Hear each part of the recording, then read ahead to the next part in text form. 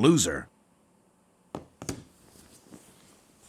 Today, I'm telling you 4 reasons why I believe Nordic American Tanker tanked from its almost $9 highs down to $6. Before that, I'm also going to give you an update on my personal position in NAT, as well as give you some background as to why it ran up in the first place. Let's do it.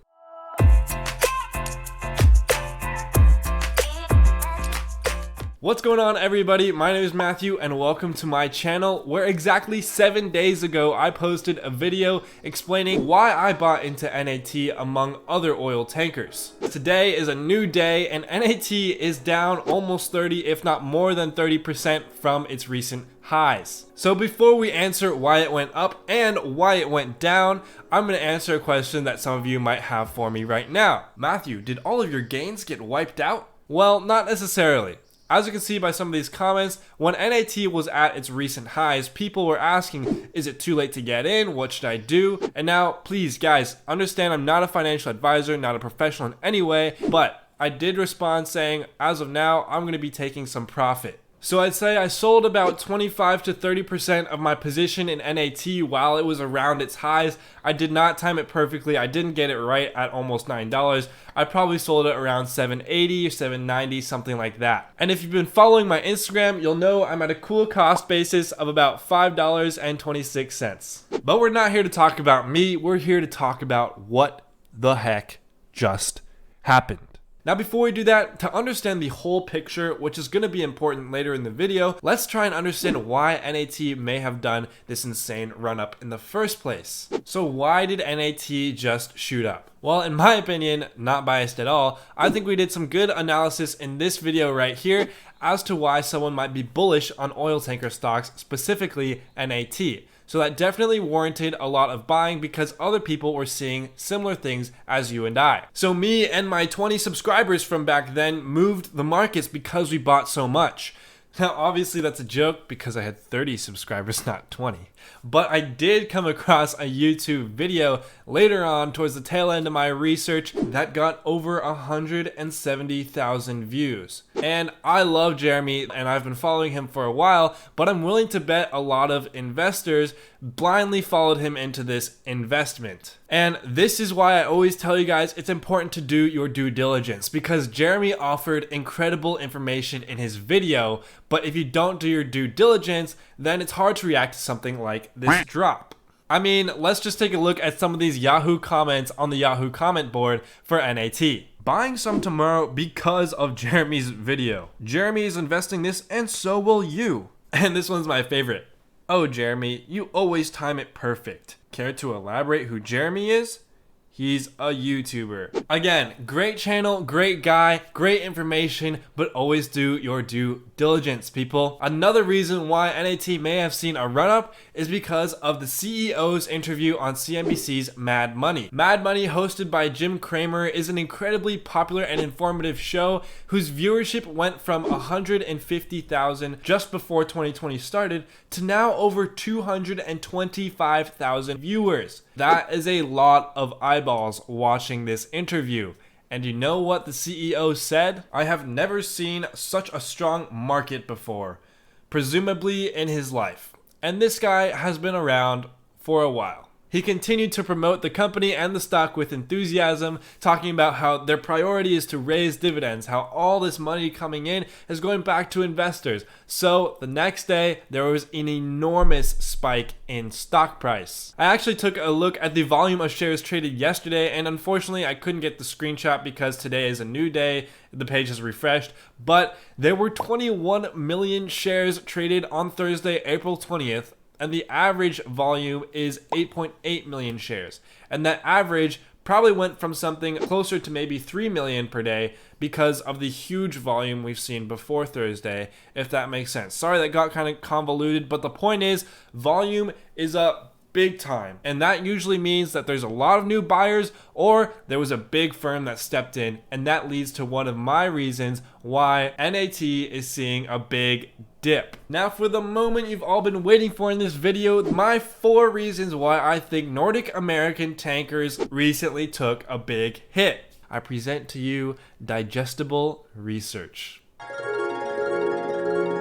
We're going to kick this off with something perhaps a little more obvious, but still very important to mention: oil prices. Over the past week, oil prices have seen a pretty decent comeback in its price, but these aren't nearly back to their normal levels. However, one may interpret this rise in price as confidence that oil demand may be returning sooner than expected. Now, be careful, because this price can always change, and there's already been talk about oil prices going negative again. But for the short term, this rise in prices could be the short-term reason why NAT and other tankers saw a drop. Here's an article whose title sums it up pretty nicely. It mentions progress on a potential treatment, which just so happens to be my reason number 2: Gilead and assumed FDA approval. As I mentioned in my Why is the Market Up video, which you would have seen if you were subscribed, by the way, Gilead is developing a potential treatment for the Roners called remdesivir, and it has shown some pretty positive results. They first gave the market some hope about 2 weeks ago, and now they're coming out with more and more positive news, with success in a critical trial and treated patients recovering 31%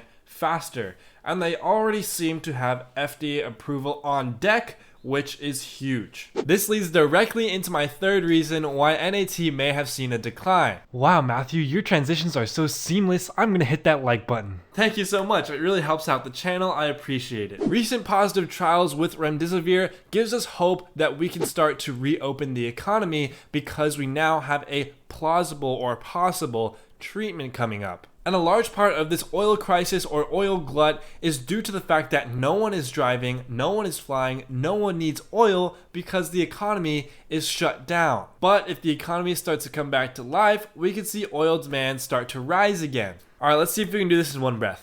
This is why the reopening of the economy could affect the price of NAT, because a reopening of the economy means increased oil demand, which means decreased oil storage demand, which means a decrease in the prices that NAT and oil tankers alike can charge for storage in their contracts made in the future.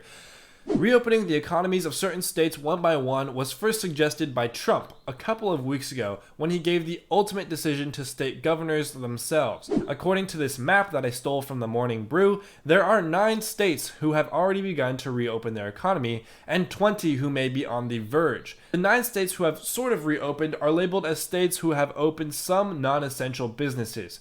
The 20 states on the verge are planning to open non-essential businesses within the next week or two.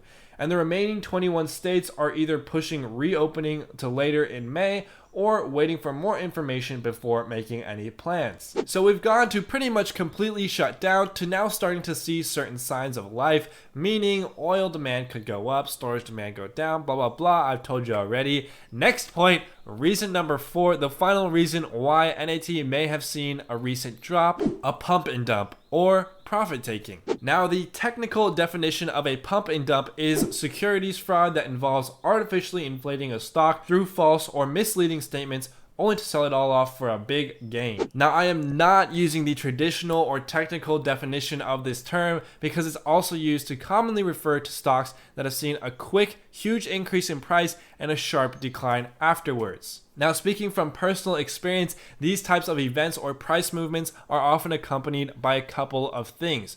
1 is really great publicity, and 2 is a lot of buzz amongst retail investors, aka investors like you and me. And if we look at this diagram of a quote-unquote pump and dump and compare it to NAT's 5-day chart, we see what we see, we draw our own conclusions, that's the end of it, and moving on. Again, by no means am I saying anything shady went down. I'm just using this term pump and dump to say there was a lot of buying and a lot of profit taking. And that could have been the other reason: profit taking. I mean, if I was an investor, which I was, I would have taken profit, which I did. So it's understandable if I'm a big investor and I put a lot of money into the stock and I see it rise from around $5 to $6 to up almost $9, I'm going to be taking profit. So those are the 4 reasons why I think NAT just took a dive.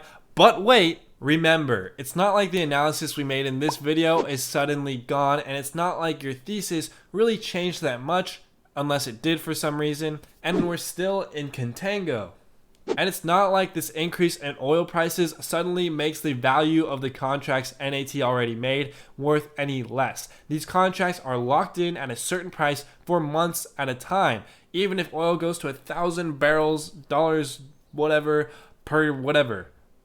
Even if oil goes to $1,000 per barrel, I'm fairly certain a contract is a contract and NAT will still be paid their promised amount of money. This new demand just means that perhaps their new contracts may be fetching less than before. Who knows? As a final reminder, I'm just trying to spit some facts and give you guys a better idea of the situation and what's going on. I'm not trying to predict any price movement at all. You should always do your own due diligence, but I just thought I should share some of mine with you guys. That's it for me today.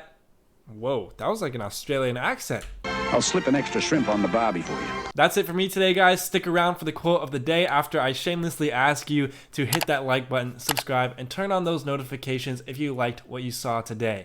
Also, go ahead and check out my Instagram right here, where I post daily stories and reminders about mindset, books I read, my investments, and my side hustles. I love asking questions on here, interacting with you guys, and always DM me if you have any questions at all. And now it's time for the quote of the day, people. If the plan doesn't work, change the plan, not the goal.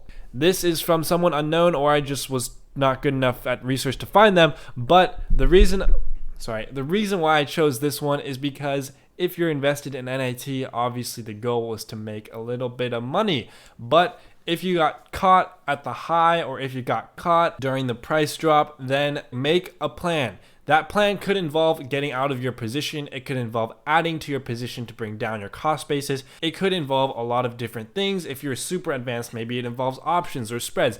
I don't know. Okay, but as an early investor, make sure you're not getting emotional, because emotion is one of an investor's number one enemies. Maintain your goal in mind, be adaptive, and just please be smart. I know that's easier said than done. I've definitely made some dumb mistakes before. They call it dumb tax, but what just happened with my throat? Tax. Okay, I'm rambling. You guys know what I mean. I hope you guys end up doing well. Good luck with all of your ventures, investments, and side hustles alike. Keep diversifying those income streams, and I'll see you in the next one. Peace.